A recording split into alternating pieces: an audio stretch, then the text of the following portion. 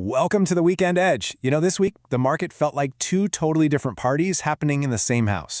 Over in one room, you had the stock market just popping champagne, hitting new highs.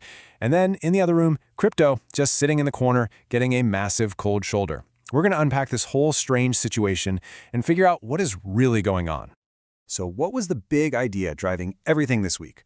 Well, it's a term you hear a lot, risk on.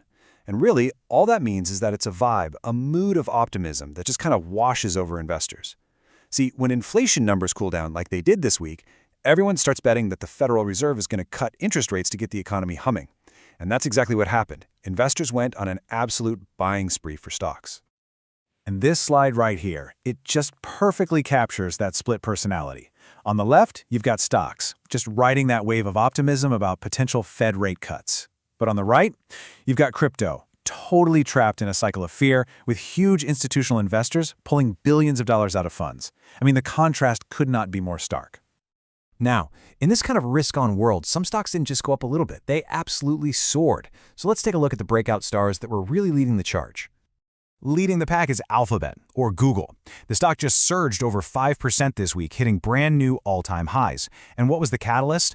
Well, they launched their Gemini 3 AI model, which a lot of people are seeing as a real direct challenge to ChatGPT's dominance.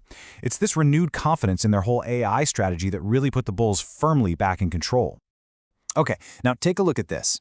Tesla, which had kind of been lagging for a while, just suddenly flipped the script. The stock rocketed up 6% this week, which totally dwarfs the Nasdaq's modest 0.9% gain. This chart just perfectly shows you the kind of high-octane rally we saw in certain growth stocks once that risk-on feeling took hold. Meta also showed some really remarkable strength. The stock just kept climbing, nice and steady, with investors jumping in to buy on any tiny little dip. It's up about 8% from its recent lows, and it's pretty clear the market is feeling super confident in Meta's core strategy. Just use that massive, rock-solid ad revenue to fuel all its long-term AI development. But, not every big tech giant had such an easy win. Let's turn to what we're calling the cautious giants. These are the companies navigating some much more complex, mixed signals from the market. We have to start with NVIDIA. The company reported a mind-boggling 62.5% year-over-year revenue growth in its last quarter. To put that into perspective, that's the kind of explosive growth you'd expect from some tiny startup, not a trillion-dollar company. By any metric, it's just a phenomenal result. So you'd think the stock would be soaring, right? Nope, wrong. Despite that record-breaking revenue, NVIDIA's stock is still down 17% from its peak. And this is where that fear of an AI bubble really comes into play. Investors are weighing this incredible growth against these sky-high valuations, and even after those amazing earnings, we saw the stock's gains just completely evaporate, a really clear sign of some anxiety in the market. Next up is Amazon, a stock that's been, pretty sleepy this year with only about a 4% gain. But analysts are now starting to call it a sleeping giant that might be on the verge of waking up. And the alarm clock? It's their cloud computing beast, AWS, which just announced a whole wave of new AI products that has Wall Street buzzing with excitement all over again. And finally, let's look at Apple and Microsoft. Apple has really been a safe harbor for investors, trading like a steady anchor, just 3% below its record high. Microsoft, on the other hand, is kind of navigating some stormier seas. It's still 13% off its peak, as the market tries to figure out if its massive investments in AI are going to pay off quickly enough to justify the cost. All right, so let's leave the stock market party and step out into the cold. It's time to talk about crypto, which totally missed out on the risk-on rally. So why did it get the cold shoulder? This timeline just lays out Bitcoin's absolutely brutal journey. From the pure euphoria of a $126,000 all-time high in October, it came crashing down. A huge wave of de-risking, and a staggering $3.5 billion pulled from Bitcoin funds in November just sent it into a total tailspin. And right now, it's in a very precarious position. And all that price action has led to this.